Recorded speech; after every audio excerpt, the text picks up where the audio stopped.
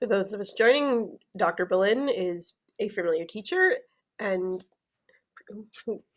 and for those of us who did not have the pleasure of hearing her teach previously, if I may introduce her, um, Dr. Adele Berlin is the Robert H. Smith Professor of Bible Emerita at the University of Maryland, and she has a special interest in literary approaches to the Bible and the theory and practice of biblical interpretation. She's published 7 books, written over 30 scholarly articles, and edited 3 books. And if you're interested in, if you enjoy today's class so much and you're just like, oh, I want to hear Dr. Berlin talk more, and you happen not to be anywhere near the University of Maryland, we do have some recordings of our previous classes on the Drisha Audio Library, which you can find on our website. And as it is now getting closer and closer, Dr. Berlin, in a minute, I hope to turn it over to you. Very good. We are live. We are starting, and we're happy to have you at Drisha for Shira Shirim, the love poem of the Bible, a 3-class session on Shira Shirim. Thank you very much. Welcome to everyone whom I don't know, and I don't see all of you at once. I think there will be time for questions, and Kayla, you're going to handle that aspect also. Yes, if anyone has any questions, whether if you're following along on Zoom or on Facebook Live, feel free to drop them in the chat. Okay, very good. So the Song of Songs is a book that a lot of people have heard about, but my suspicion is that not that many people have studied it. It's not something you study in Hebrew school or in most Jewish educational settings, although it's read on Pesach and it's known.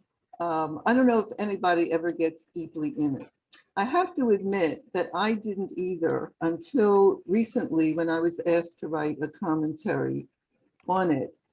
And then I began to find out more about the book.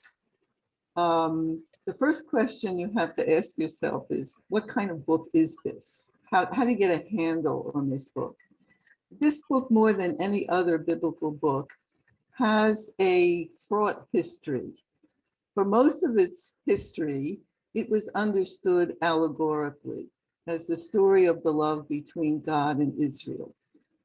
Christians also understood it allegorically as the relationship between the church and the community.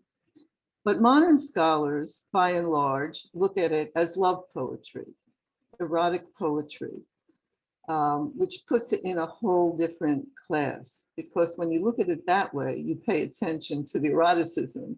When you look at it as an allegory, you're thinking of it as more of a religious thing. And indeed, since it's in the Bible, you expect it to have something to do with religion or God, or at least Israel. But God does not appear in the Bible except for one little word in chapter 8, which may or may not have God's name in it. We'll get to that, I hope, in one of these sessions. It has a lot of geography of the land of Israel. It mentions Solomon, but other than that, it could be anybody, any place. Well, not any place, but the speakers are not identified at all. Let me say a few kind of general introductory comments about the book before we actually go into it. First of all, it's a literary masterpiece. It's not a popular love song or something casually written. It's not the kind of thing that you would hear, you know, if you're playing popular music or things like that. What do I mean by a literary masterpiece? Well, first of all, it employs every tool in the writer's toolkit. There are 3 general forms into which poetry has often been divided. One of them is lyric. That means expressing emotion of a single speaker. Well, the song has elements of a single speaker expressing emotion. The second form is drama, which is dialogue. Think of plays. And the book also has dialogue in it. The third form is narrative. Now, the book itself is not one long narrative, but there are several narrative sections in it where somebody is telling you what happened, and other voices join in or are quoted. So right off, it's a skilled writer who put all of these forms in there. The season is always springtime, but the settings are diverse. First of all, some scenes are inside, some are outside. Some are in the daytime, some are in the nighttime.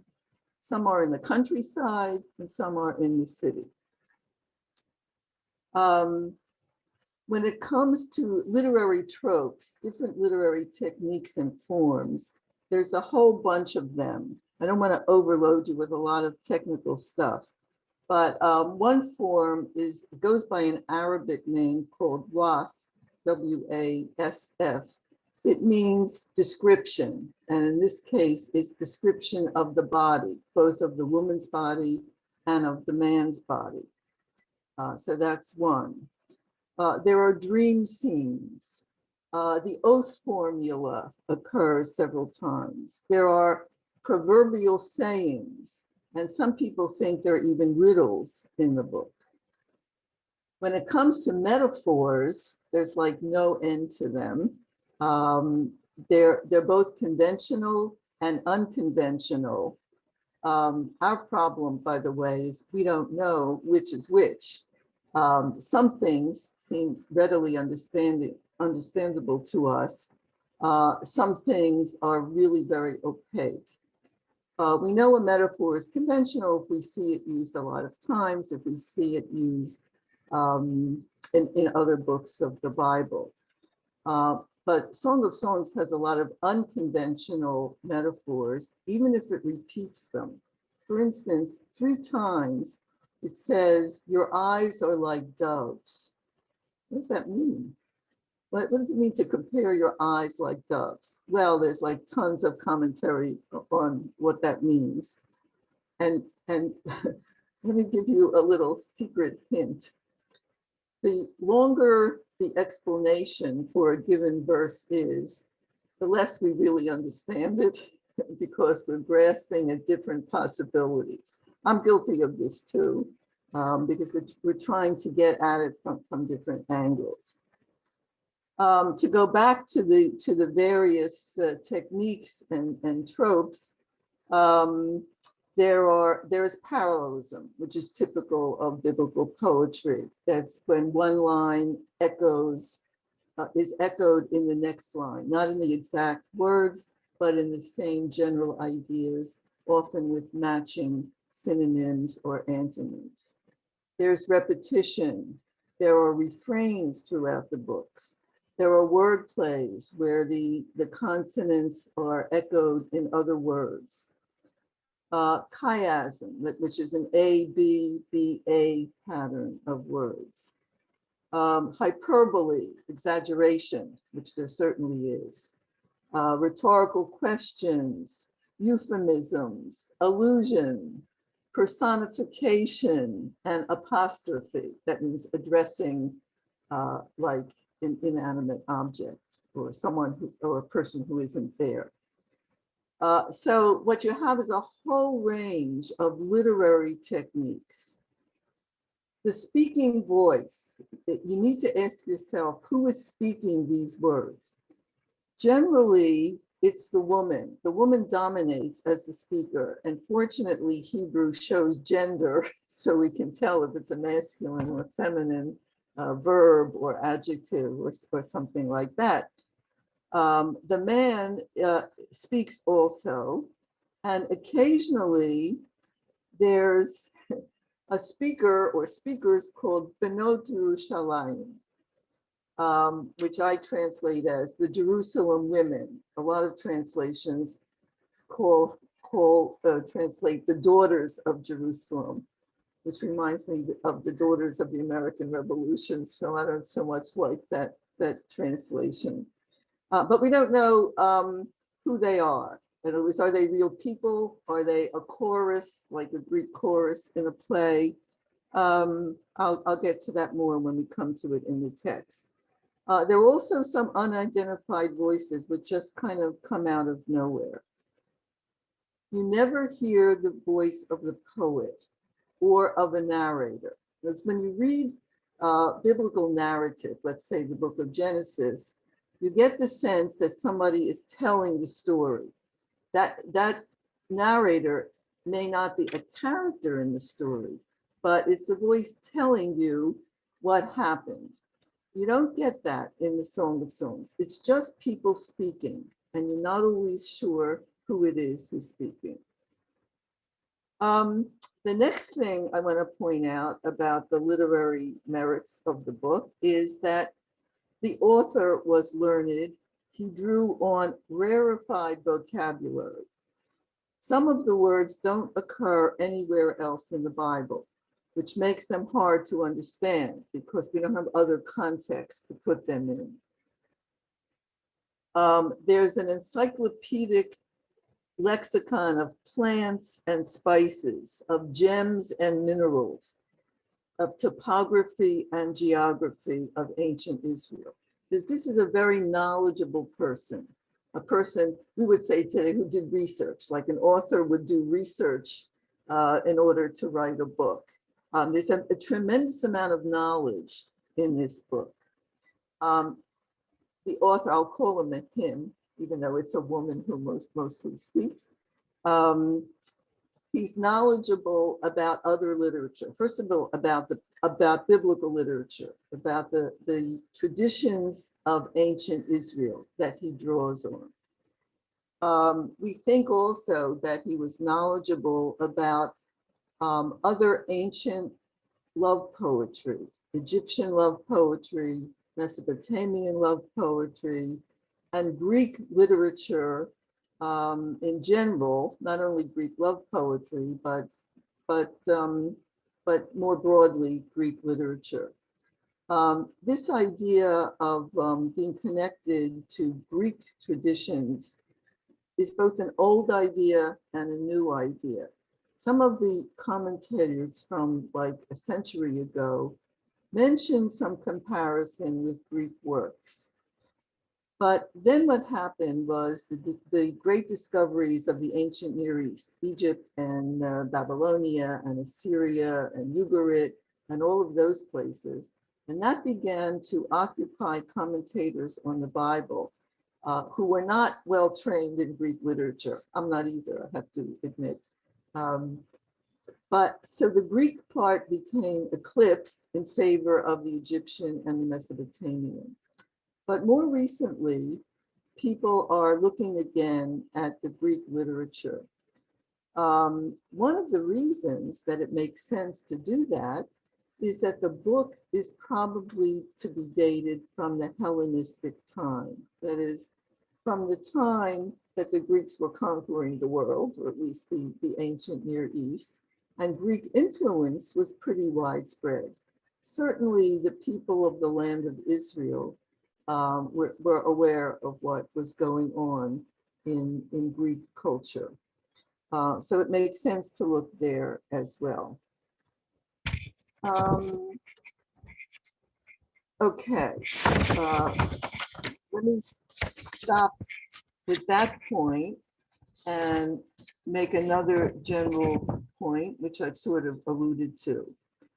It's one of the most difficult books in the Hebrew Bible.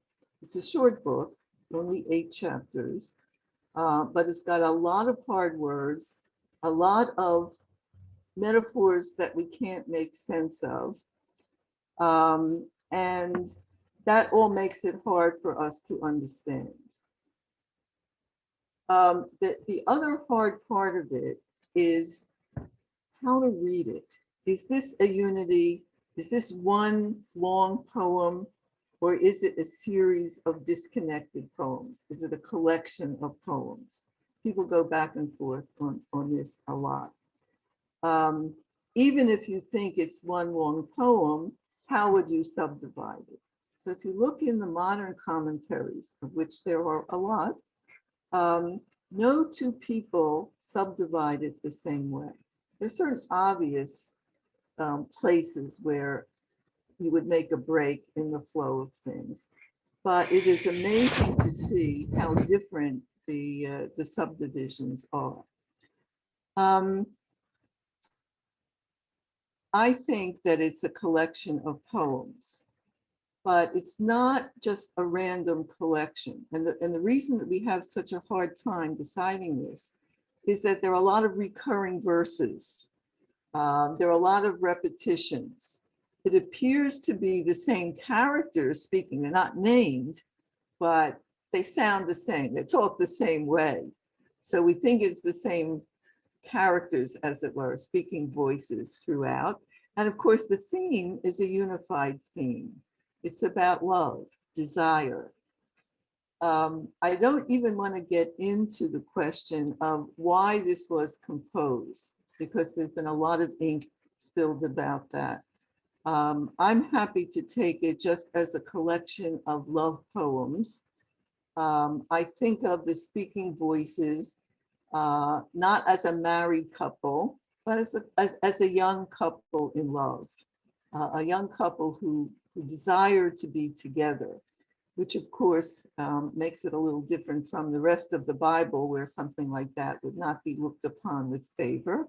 And that's another thing that makes this book so different, maybe even radical, that it entertains these thoughts between young unmarried people. But okay, let's take a look at the text now.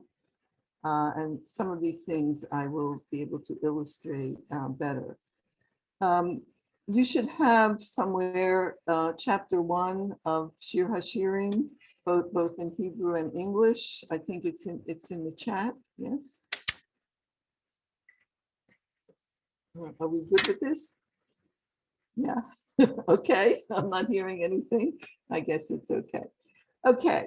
So the book starts Shir HaShirim Asher Lishlomo. The translation that you have in front of you is the New Jewish Publication Society translation. Parts of it I will agree with, and parts of it I will give you other options for possible meanings. This is called a superscription. In other words, it's not part of the book itself. It's a title of the book, and it most likely was added after the book was written, or perhaps if this was a collection of separate poems, perhaps the editor who put them all together put the superscription on the book. Other books in the Bible have superscriptions. Some of them even put Solomon in there, like the book of Proverbs, Mishlei Shlomo. The books of the prophets tend to have superscriptions telling you the name of the prophet and sometimes what king he prophesied under or where he was. So this is a very brief superscription, but again, it's not easy to understand. I kind of like part of the translation, the Song of Songs by Solomon. But what does the phrase Song of Songs mean? In other words, I'm not sure if people understand that. It's a literal translation, Shir HaShirim, but I'm not sure that people understand what it means. Grammatically speaking, it's a superlative, the best song, the most elegant, the most sublime, the most wonderful song, whatever adjective you want to put it. And it says Asher Lishlomo. Now that's to me an interesting part. It doesn't sound interesting. Asher is a very common Hebrew word. But books of the Bible don't have those Asher in their superscriptions. Usually when you think of assigning something to somebody, it's either Mishlei Shlomo or it's something like Mizmor Le David, just with the le, with the lamed. That lamed can mean any number of things. It can mean that David wrote it, or it can mean that it was dedicated to David, or that it was somehow associated with David. This doesn't say Shir HaShirim L'Shlomo. It says Shir HaShirim Asher L'Shlomo. And Asher Le, it really means belonging. This is Solomon's song, the best of songs, and it belongs to Solomon. Now the question is this the best of all songs in the world? That is Solomon's, that is, what it means is Solomon wrote it. That the book is ascribing the book to Solomon. A word about authorship. The ancients did not think about authorship the way we do. They didn't worry about copyrights and plagiarism. Most ancient works were either anonymous, in other words, we don't know who wrote them, or they were given the names of famous people. All the books in the Bible that are ascribed to individuals, those individuals all have the Ruach HaKodesh from God. In other words, they were inspired by God. That includes, by the way, David and Solomon. You think mostly it's prophets like Moses and Isaiah and Jeremiah and the other prophets. But David and Solomon, not the other kings, but David and Solomon also come under the rubric of having been inspired. And authorship was ascribed to books to give it authority, to give it holiness, not to say who was the historical author. So moderns, of course, don't think Solomon was the historical author. In fact, they think the book was written much later because the language is actually close to Mishnaic Hebrew. It's very late biblical Hebrew. So this is the best of songs, and it's Solomon's. It could mean this is the best of all songs in the world, and Solomon wrote it. Or what I actually think it means is this is the best of all of Solomon's songs. Well, how many songs did Solomon write? Well, every ancient person in Israel would know from the Book of Kings that he wrote 1,005 songs. And what I think the superscription is telling you is, you know, that King Solomon, he wrote all of those songs. This is the best one. And that's the way the book gets its authority. Now, we don't know whether this, you know, at what point this superscription was added. It does occur, at least part of it occurs in one of the Dead Sea Scrolls, but that's from very close to the Common Era. That's probably a couple hundred years after the book was written. So we don't have like a very, very early copy of this book. We have from the Dead Sea Scrolls some fragments. But that's the way I would understand the superscription. And it gives authority to the book. Why Solomon? Well, I mentioned that he wrote a lot of songs. He also is, well, his name is mentioned several times in the book. And other biblical passages mention other things that would be associated with him. Along with all the songs, the Book of Kings says that Solomon had discoursed about all types of trees and animals and birds and creeping things. And that's exactly what's in Song of Songs also. There are all kinds of animal life and floral life in the book, which again, I think makes a link with what we know in our earlier biblical literature about Solomon. A lot of people like to add that Solomon was a great lover. He had a lot of wives. which, he was also known not always so positively for, because some of them were foreign women. But according to to the Bible, he had 700 royal wives and 300 concubines. So that's quite a lot. Finally, I would add that although the term love song does not occur in Shir HaShirim, the term song occurs, but not the term love song. But there is in Psalm 145 the title Shir Yedidot, a love song. And Isaiah chapter 5 opens with Ashira na lididi, let me sing for my beloved. And all of these Yedid words remind me of Solomon's actual name, which was Yedidia. So he's tied in with love through his name as well. So that's what I want to tell you about the superscription. And now we can go on to actually get into the poetry itself. So let's take a look at the first couple.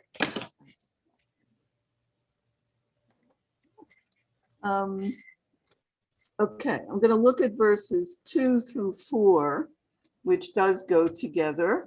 And even the new JPS makes a little break after verse 4. Yishakeni minishikot pihu kitovim dodecha miyayin. Let me stop with that one. Who's speaking?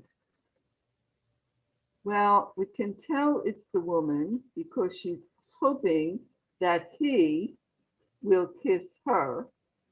So it's the woman speaking. Notice how it starts like without any introduction. We don't know who she is. We don't know where she is.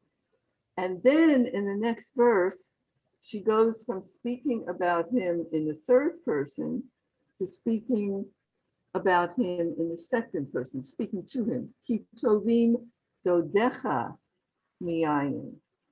Okay, now if you wrote like an English composition and switched person like that, you'd probably get some points deducted. But that's actually a known technique. It's got a fancy name. It's called enalage. And it occurs in a number of biblical poems. It occurs in outside the Bible too. Often we find it in Psalms when we speak about God. God is great, but then we address him because we want to relate to him. So it's a poetic technique, although I have to admit that it sounds weird if you just read it that way. What I think it does, I think it's actually very powerful in this case, because when you read the first line, Yishakeni mishkopihu, it sounds like the lover is far off. I wish he would kiss me. He's not here. I'm just thinking about how nice it would be for him to kiss me. Ki tovim dodecha miyayin pulls up his presence. It makes him be there. Suddenly he wasn't there and he's there. And so I think it has an effect beyond just being a poetic device. I think it's actually very nice. A lot of people have noticed that Yishakeni minishikot pihu kitovim dodecha miyayin. Yishakeni means kiss. Let him kiss me. Oh, that he would kiss me. But then we're talking about yayin, which sounds like drinking. And the verbs yishak and yinashek are very close. There's almost like a play of words, which also brings together the idea of love and wine. They're very closely associated in this book and in other love poetry also. Actually, I have it here. Yeah, in one of the Egyptian songs, there's a line that says, "Your liquor is your lovemaking." The liquor means beer. Beer was the common drink in Egypt. Wine is the common drink in the land of Israel. Beer was also the common drink in Mesopotamia.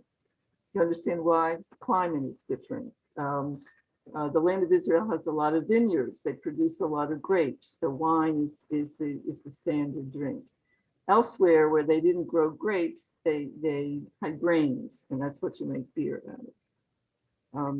Okay, I by the way, I love the reality behind this book too. Okay, now, oh, give me the kisses of your mouth. You notice how JPS has kind of altered that altogether. They're very free with that, but they have a note. I don't know if it's in Sfaria, but it's in the printed edition. Hebrew is, let him give me of the kisses of his mouth. Let me spend a little time talking about the grammar of Minishikot Pihu. What does it mean, the kisses of his mouth? Where else did the kisses come from? Obviously, they come from his mouth. And commentators have been puzzled by this for a very long time. In fact, Michael Fox, who wrote a very nice commentary on Song of Songs, and he knows all the Egyptian, he studied Egyptian, and he brought to bear a lot of the Egyptian songs, says, he suggests that mouth kissing is different from nose kissing. The latter is the rubbing of noses, a gesture of affection that Fox cites from ancient Egypt. Well, maybe. Not too many commentators buy that. So they're left with kisses of his mouth, which just sounds redundant, sounds silly. Cheryl Exum, who also wrote a very good commentary on Song of Songs, doesn't like Fox's suggestion. She explains the supposedly superfluous mouth as part of the poetic language of excess. I know they just wanted to like pile it on about the kissing. I don't like either of those explanations. And I think it's much simpler, but you have to understand the grammar of the construct state. I'm assuming that you all know Hebrew and that you know the form which has a noun in the construct followed by what grammarians call a noun in the genitive, like Beit HaSefer, literally house of the book. Let me give you a simple example. Har HaKodesh, okay, the holy mountain. We have the expression Har Kodshi. How do you translate Har Kodshi? It's the same form as Nishikot Pihu, okay? It's got the genitive with instead of his, his. Okay, it's not the mountain of his holiness. That doesn't make any sense, the mountain of his holiness. It's his holy mountain. What you have to do is put together the construct. The construct is one idea. We don't talk about the house of the book. We talk about the book house or the school, okay? It's the same with Rosh Hashanah. It's literally the head of the year, but it's the new year. It's one idea. Now, that form is not always something belonging to somebody else. Let me give you a couple of examples. I don't know if you have Bibles in front of you, but there's a phrase, Elile Kaspo in Isaiah. It doesn't mean the idols of his silver. It means his silver idols. The idols of his silver doesn't make any sense at all. There's another phrase in Genesis, Za'akat Sodom va'amorah. It sounds like it means the cry, Za'akah, of Sodom and Amorah, the cry of Sodom and Amorah. But if you look in the context, it is not Sodom and Amorah that are crying out. It's the crying out against Sodom and Amorah. In other words, Sodom and Amorah are the object, not the subject. So the way I read Nishikot Pihu does not mean the kisses that come from his mouth, but rather the kisses onto the mouth, just like Za'akat Sodom Ba'amorah. And it was whose mouth is being kissed? It's the woman's mouth. What she wants him to do is kiss her on the mouth. Let me see how it actually translates. Oh, that he would kiss me on the mouth with his kisses. You understand the difference? On the mouth with his kisses is different from with the kisses of his mouth. Now, kissing on the mouth is unusual on the Bible. Why do people, first of all, people outside of the Song of Songs don't kiss for sex. They kiss as greetings. They kiss their relatives, not their lovers, and they kiss something to show reverence, like we kiss the Torah. Let me give you some examples of this.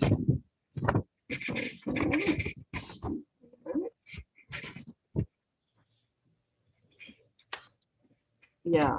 The only time that I found in the Bible that a man kisses a woman who is not a member of his immediate family is when Jacob kisses Rachel when they first meet in Genesis 29. But this is a greeting in recognition that she is his uncle's daughter. Jacob's not having sex with Rachel at that moment. It's not a love kiss. It's a kiss of greeting and acknowledgement of a family relationship. Now, in Proverbs 7, a woman kisses a man in the process of seducing him. That's very negative in Proverbs. So kissing a person not related to you in public just doesn't play well in the Bible. In fact, in the last chapter of Shir HaShirim, the woman says, I wish you were my brother so I could kiss you. It's not a matter of incest there. It's a recognition that you can't kiss someone, certainly publicly, who is not your relative. So what she is asking is actually, something very radical, something very forward. But of course, this is love poetry, and she can do it here. Okay, but by the way, I should mention that the medieval Jewish interpreters understood that it was on her mouth. They didn't analyze the grammar, but they understood that the kiss was supposed to go on her mouth. And that is the picture, and that's what I think is really going on here. Okay, what are we doing here? Kitovim dodecha miyayin. Dodecha means your love, your loving, your lovemaking, and that word in various forms will occur, especially in the term dodi, which is the way she refers to the lover. You can translate it as lover. Better than wine. Wine is intoxicating. Wine makes the heart happy. Wine has very positive associations in the Bible. And to say that your loving is better than wine has all the ramifications of your love is more intoxicating. She's hooked on him. She's addicted to him. She wants him very much. L'reach shemanecha tovim. I'm going to go back I'm going to go on to the next verse. Shemen turak shemecha alkein alamot ahevucha. From wine, we go to shemen, oil. Oil and wine are, of course, the staple products of the ancient world. Oil was used the way we use cosmetics. Oil was perfumed, and it was put on. They didn't bathe as often as we do, so to cover body odor, they would put on oil on their skin. They also did it because Israel is a dry climate, so it keeps the skin from drying out. And this comparison, the fragrance of your oil is good, brings together, what does it bring together? The taste of him and the smell of him. It's a very sensual and sensuous book. It evokes all the senses: hearing, seeing, touching, smelling, and tasting, eating. And here you get it from the beginning. It's wonderfully erotic. Shemen turak. Turak is a puzzle. We don't know exactly what it means. Let me give you some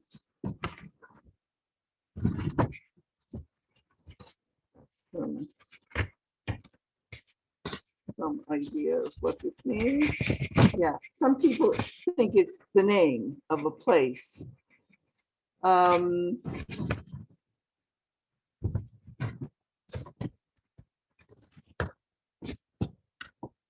Okay. Some people think it means perfumed. In other words, it's one of these words. It's a strange word. We don't have it anywhere else. It could mean anything, whether it's a special kind of oil, a perfumed oil, or oil from a particular place. It is not altogether clear. I like to think of it as perfumed oil. There's also a sound play between shame and shemen. The same sound play is in Kohelet. Kohelet says, Tov shame shemen tov. A good name, a good reputation is better than good oil. Here it's the same play with shame and shemen. Here he's better. He's better than the oil. So, Alkein alamot ahevucha is also puzzling because we have to ask, who are these alamot? These young women, say other young women of her peer group. These are not the Benot Yerushalayim. They're named separately. I think it's just anonymous young woman, and she's saying, not only do I think you're terrific, but all the other young women love you too, because you're very attractive, and it's actually an extra compliment. It's not only kind of a subject of opinion, it's an objective opinion that many others love her too. Okay. Let me continue. Mashkeni acharecha narutza. Here there's a difference in the way the Masoretic text divides up these words and the way we tend to read them. Mashkeni acharecha narutza. Draw me after you, let us run.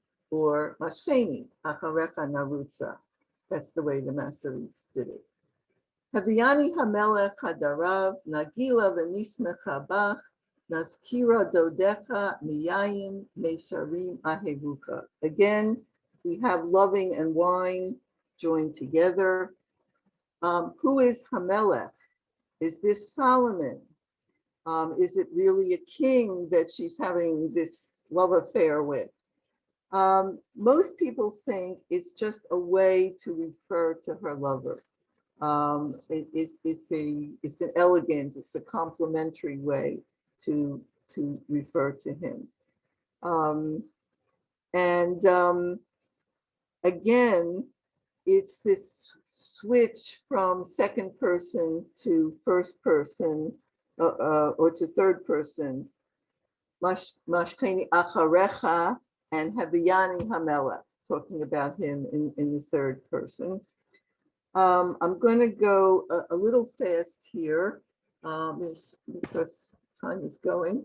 Mesharim is a difficult word, and there are very different opinions about what it means. The Jewish Publication Society follows the medieval Jewish commentators in analyzing it as a kind of wine. So it's parallel with yayin, or it's a type of yayin. Others, most moderns, think it has something to do with being right. The other women are right to love you. They are correct, yashar. They love you appropriately. It's appropriate for them to love you. But again, I won't dwell on it because there's no way to ultimately solve it. Okay, I'm going to run on to the next part. The next little section consists of 2 verses. I'm happy to say that all the first 3 verses from verse 2 to 4 go together. But then when you come to the next verse, it doesn't seem attached. That's the reason that there's a division here, and some people think it's a separate poem altogether. Okay, Shechora ani benava benot Yerushalayim, here are benot Yerushalayim, ka'ahale kedar kiriot Shlomo, al tiruni shani shekar horet, shezafatni hashamesh, b'nei imi nikaruvi, samuni nakira et hakranim, kami shali lo natarti. Okay, in this time of heightened racial consciousness, what does Shechora ani benava mean? The big crux here is the vav, the nava. The vav in Hebrew, we generally translate it as and, but it has a range of meanings. One of them is but. And it makes a big difference if you say, I am black and lovely, or I am black but lovely. And again, there are huge arguments in the literature about this. We can't solve it by just looking at the grammar, but what does it mean, Shechora ani? How did she get to be Shechora? Well, she tells you in the next verse. She was not born black. This is not a racial feature. She's not a black person. She worked in the sun. Her brothers made her work in the sun, and the sun darkened her. Now, this is a negative in the Bible. So you have to translate it, as far as I'm concerned. I am black, but lovely. Actually, I wouldn't even translate it black, because shachor means dark. It's not just black as opposed to brown, as opposed to gray. It's a dark color. I am dark, and shacharoret is a form of shachor. In the Bible, to be dark, to have your skin become darkened is not a good thing. Let me give you some examples.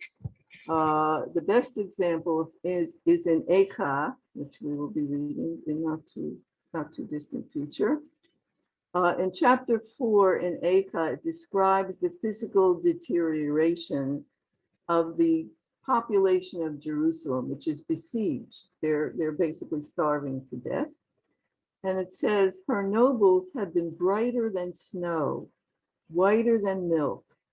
Their bodies had been ruddier than coral. Their physique was sapphire.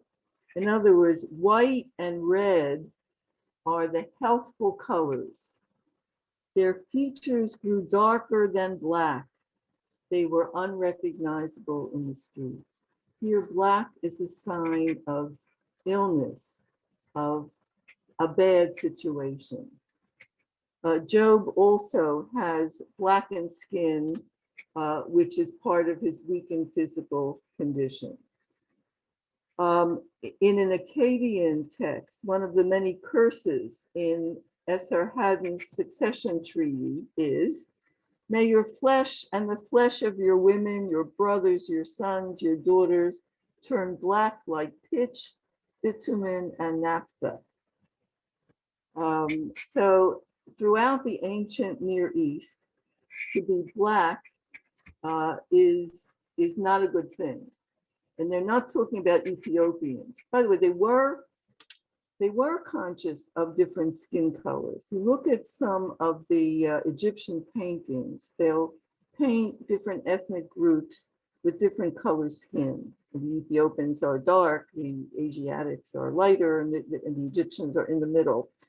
But generally speaking, the Bible divides up peoples not by what we would call race or skin color, but by language.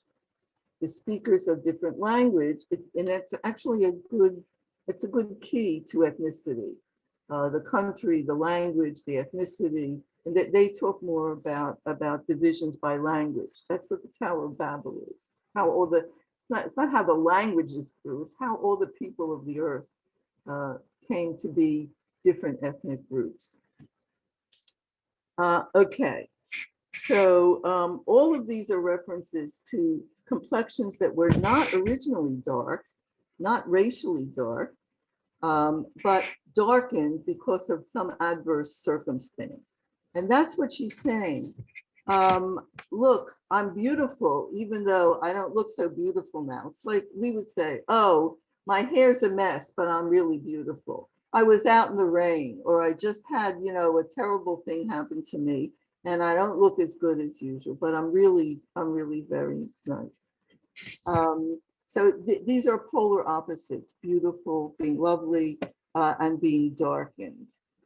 By the way, I do not think that this verse is looking down on people who work outside, because most of ancient Israel worked outside. It was an agricultural people. It's not that she worked outside. It was that she was not able to keep up her beauty. But by the way, my analogy today, I think we do just the opposite. Black is the absence of color. That is, the white and the red and the beautiful color goes away. And black really means missing your natural color, your healthy color. We do it just the opposite today, at least for Caucasians. We talk about paleness, sallowness, pastiness. That's our absence of color, which is also a sign of sickness, or just not, depression, or not being in a good condition. So having a colorful complexion, both in the ancient world and today, is a positive thing. That's why women wear makeup, to enhance the color of their skin to be more beautiful. Okay, who are the Benot Yerushalayim? Are they real people? Are they her friends? Are they a Greek chorus? The explanation that I like best is one that I found in a couple of commentaries. Let me read what Cheryl Exum says. She calls them the audience within the poem, whose presence facilitates the reader's entry into the poem's world. Roland Murphy, another interpreter, sees them primarily as a foil for the woman's own reflections. And their role is just to move the dialogue along. In other words, they usually it's the woman who addresses them. The man never addresses them. Once in the book, they address the woman, but usually they're passive, and they're like a literary vehicle. It's as if the woman is stepping out, speaking to the audience, or speaking to herself, and the audience is overhearing her, or like an alter ego of the woman. Think of it not as real people, but as a literary device that allows this woman speaking to make some comment. She isn't speaking to her lover here. She's just speaking, as it were, to no one, to herself, to us. She's reflecting on how she feels about herself. Okay, I'm going to skip, except to say that the end, Karmi Shali Lonatarti, first she was talking about a real vineyard that she had to tend. Karmi Shali, my vineyard. Here it's obviously metaphoric. She's talking about herself. She was not able to take proper care of herself because she had to work under her brother's direction. Okay, the part that I want to spend a little more time on is Ka'ahale Kedar, which is easy, and Kiryot Shlomo, which is hard. Ahale Kedar. The tents of Kedar. Kedar is the name of a nomadic tribe in northern Arabia. It's mentioned several times in the Bible. The word Kedar also means dark. So they had dark tents, probably made out of goat skin, which is dark. Elsewhere in the Bible, they're associated with some negative traits. They're foreign, they're barbarian, they're hostile to Israel. But I don't think those associations are really here. I think the main association here is their dull colored tents. In other words, the blackness of the tents is the negative that matches her darkness. Now you would expect that the Yeriyot Shlomo would match the beauty, the loveliness, if we're and I think they do. What are the curtains of Solomon? Here again, Solomon's mentioned not as an actor, but in passing, just a reference to him.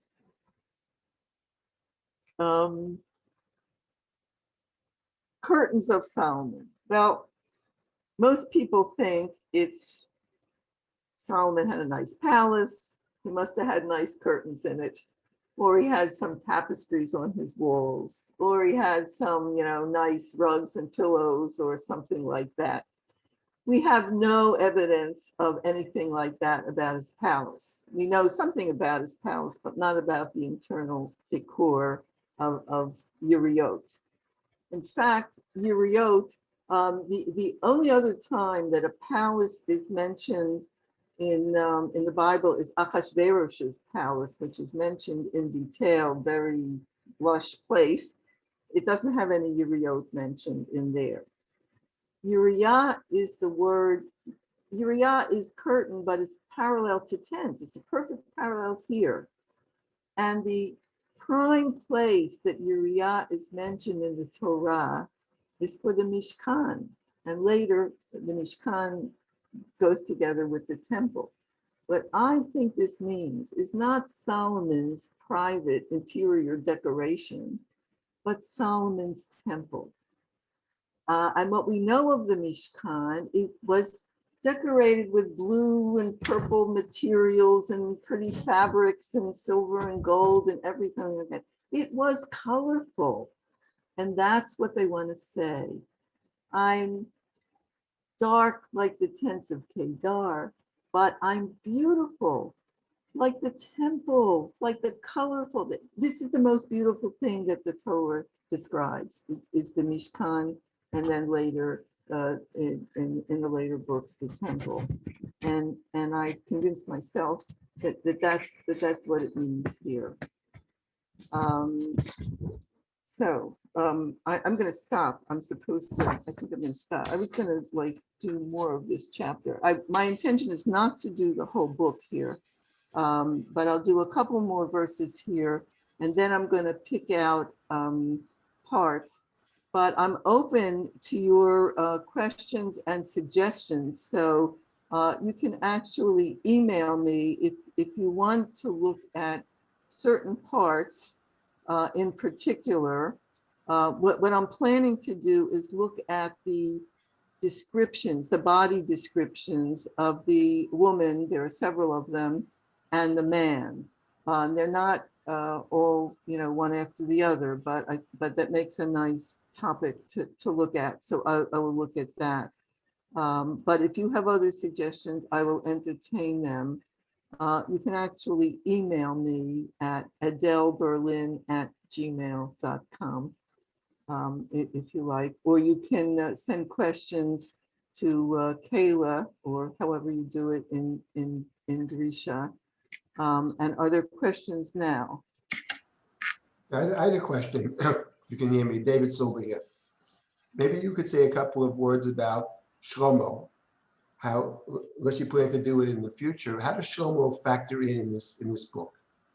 Oh, well, as I say, he's purportedly the author. That is, in traditional, in the traditional view, he's the author, which is because of the superscription. He is mentioned a couple of times in the book, but most people do not think he is the lover.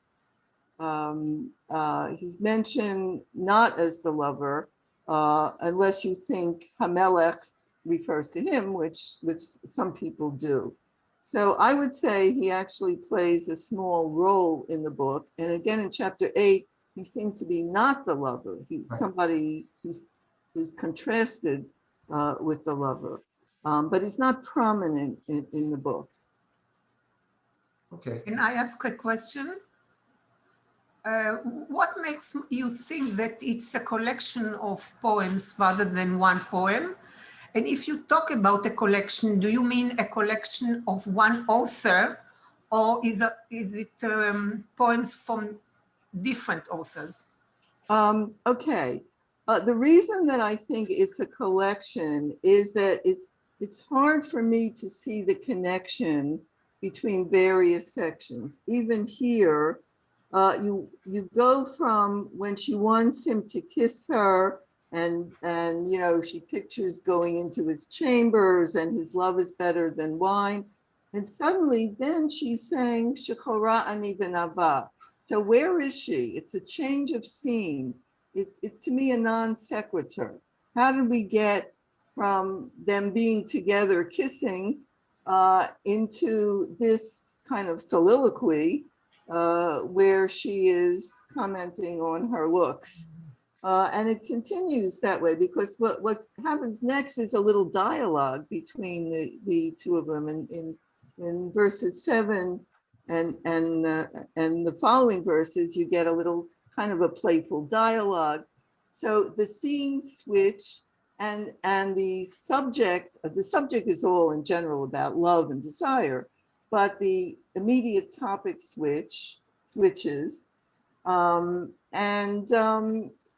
I find it just easier to explain as separate poems, but I would say it's one author, because I don't detect a lot of difference in style from one to another.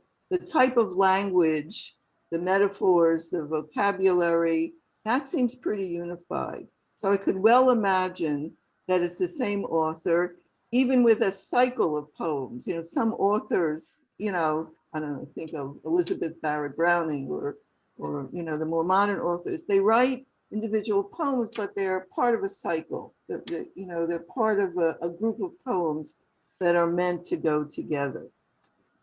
Some people want to actually make a little story about this, a narrative. And that I don't see at all. First they're here, and then they go there, and they get more intense, and then they move, and then they, I think that that's very forced. I think it's actually safer from an interpreter's point of view to not try to force things together, but to look almost at each verse or a couple of verses separately, kind of independently, and make sense out of it. And then if you can put it together, fine. But there are refrains that recur, and there are repetitions on similarities, in different chapters. I compare it sort of to the book of Psalms. Now, when it comes to Psalms, it's clearly different Psalms. They're marked as different Psalms, but they're unified. They're not all the same, but they use similar vocabularies, and they have not all the same topics, but in general, it's praise of God. Not all of them are, but a lot of them are. Now, the Psalms, people think, come from different periods and were not all written by the same author, but they were written over a long period of time. I don't think the Song of Songs was written over a long period of time. I think it's unified in certain ways, but I don't read it from top to bottom as a continuous line of a long poem. It's not like the Iliad, it's not a narrative, first of all, which makes it hard to know how to divide it up.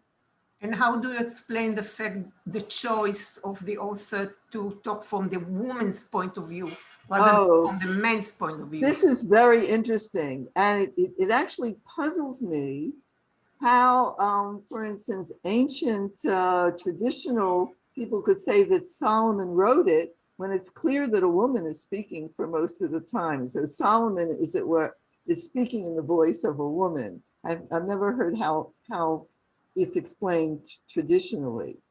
But it's been noted that, for instance, in Akkadian love poetry, it's mostly women. The speech is mostly by women also. So it may have been an ancient convention. I don't know if it's true today. I have not done a survey of modern love poems, so I don't know if there's a difference in proportion today about men expressing their love and women expressing theirs. There are some people, by the way, who think the woman is saying all of it, that she's actually quoting a man. I don't go that far. I think there are certain parts that are spoken, certainly in the voice of the man. But the woman just has more lines. She speaks more throughout the poem. Thank you. I just want to share before we run out of time. I just want to share a comment in the chat from Gershon Hapner from Bitback. Interesting comment that Nishok Pihu perhaps implies that the lover's mouth is like wine. The phrase underscoring the double meaning of the verb yishakeni, not just kissing but pouring. Yes, absolutely. A number of drinking, not pouring, but drinking. In other words, she wants to taste his kisses, which are better than wine. Mm-hmm. And all right, as time's running a bit past, I'm afraid to cut off questions here, but for everyone who joined us, we're welcome to Drisha, welcome to Shira Shirim. We hope you enjoyed today's class, and we hope to see you back, same virtual time, same virtual channel, 7:30 p.m. next week on Monday, June 21st.